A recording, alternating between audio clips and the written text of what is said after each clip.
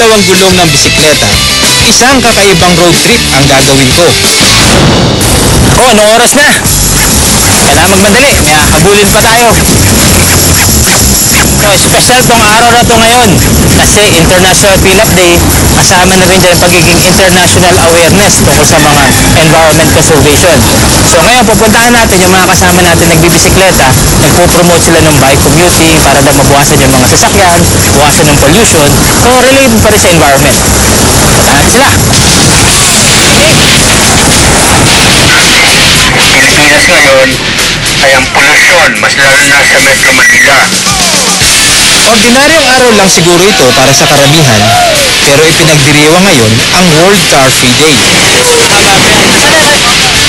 Sa araw na ito, hinihikayat ang lahat na imbes gumamit ng sasakyan na nagbubuga ng usok, ay mag-bike na lang.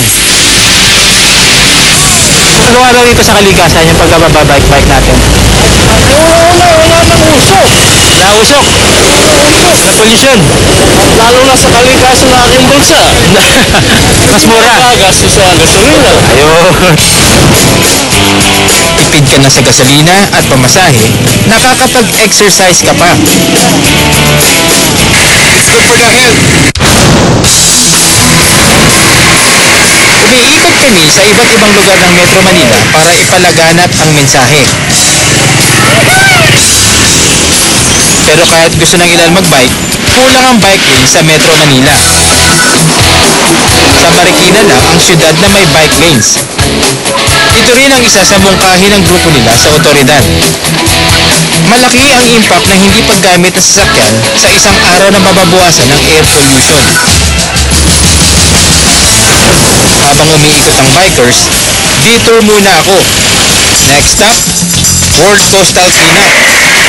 So, pagkatapos natin mag-biking kaninang umaga, gagawin naman natin, maglilinis tayo ng lake. Tara! Haba-haba pa to.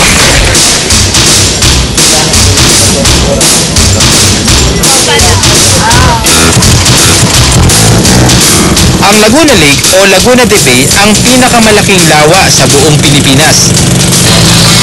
Tinatayang 16 na milyong tao ang umaasa sa Laguna Lake. Dito kasi nanggagaling ang ilang mga isdang tinitinda sa palengke. Mayroon ding mga industrial companies sa paligid. Ang mga ito ang sinasabing patuloy na nagdudulot ng basura na nagpo-pollute sa lawa.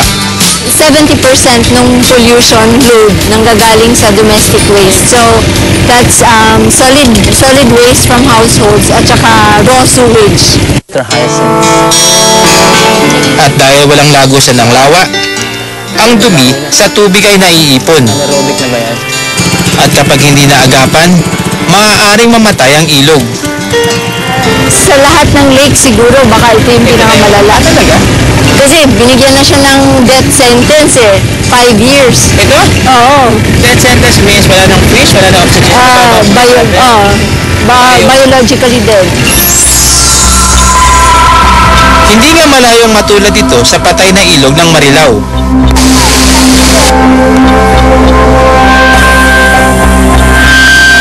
Sa pamamagitan ng paglinis ng ilog, matutulungan na maisalba ang lawa at maging kapaki-pakinabang.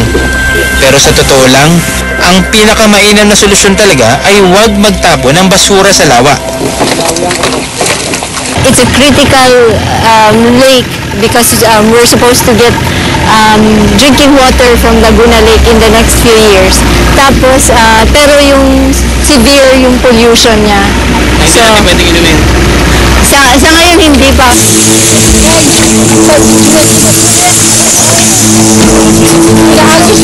Ayan o, tingnan mo. Yung, Oh my God! Wow! kasi may liit na ilog dyan. Oo. So, pag bumababa siya, Dire-diretso na lang. tangay-tangay yung lahat ng basura along the way. And then, naiipon siya dito kasi may mga water hyacinth. So, Kung nakita tayo mga patay na isda, so indication siya na mababa na yung water level sa lugar na to at sa sobrang daming basura. Kasi sa sobrang dami ng mga pollutants, yan, tulad ng mga organic pollutants, may kalaban yung mga isda sa pag-consume ng dissolved oxygen sa tubig. Kaya katulad nito, hindi na sila mabuhay. At marami pang isda na tayo makikita ang patay dito. Sa dami ng mga basurang makikita dito sa lawa, kulang isang araw na maubos ang mga basura. Yun ay kung wala pang patuloy na magtatapon pa dito. Bawat salukay mo, meron ka naman. Ito, dahil basura. Oh, Mercury. Ito and the river, kaya dito natatambak to mga basura daw. Siyempre, ang mga kalat nito, karamihan galing sa local community. So, siyempre, kung tapon ka ng tapon ng basura sa ilog, eventually pupunta rin dito sa lake. Kaya ito, walang katapusan yung basura, gabundok. Marami rin kaming nakita ang mga water lily. Kapag may makikita raw na ganito sa tubig, indicator ito na marumi ang tubig.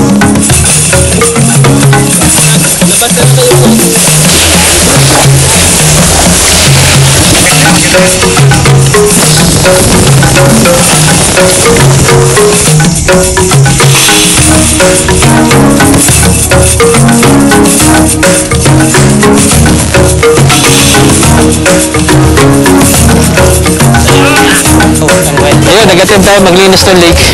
Pero sa sobrang dami ng basura, konti lang ating nakuha at nagawa.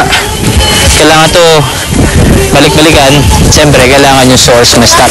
So, yung mga nagkakalat na community, mga industrial waste, yun ang kailangan natin tutukan ng pansin kung paano mag-stop.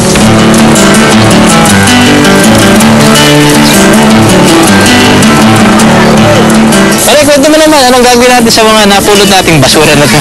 Bali, dadalhin po natin sila sa doon, i-segregate nila yung mga biodegradable sa non-biodegradable. Ito, may plastic. Yes sir, tatanggalin po nila. Coconut. Kanalan po nila dyan yung mga... So, hihiwalay-hiwalay nila. And then, And yung mga biodegradable sir, gagawin nilang compost. Barangay po to. Dito, kinokolekta nila ang mga basura na nanggagaling sa iba't ibang barangay. Tapos, hinihiwalay ang nabubulok sa hindi nabubulok na mga basura. Ang mga nabubulok, ipinapasok nila sa shredder machine na ito para ma-recycle. Sa ganitong paraan, nababawasan na ang kanilang mga basura, kumikita pa sila kasi ibinebenta rin nila ang compost. Magandang pataba kasi ito sa mga halaman. Aba, hindi rin pala madaling gamitin ang makinang ito ha. Habang ang mga hindi nabubulok at pwede namang mapakinabangan, ibinebenta nila para ma-recycle din. Ayon sa World Wildlife Fund Asia, 10% lang ang mga basura na didispose ng maayos. Kaya makakatulong ng malaki ang pagre-recycle ng mga ito para mabawasan ang problema ng bansa sa basura.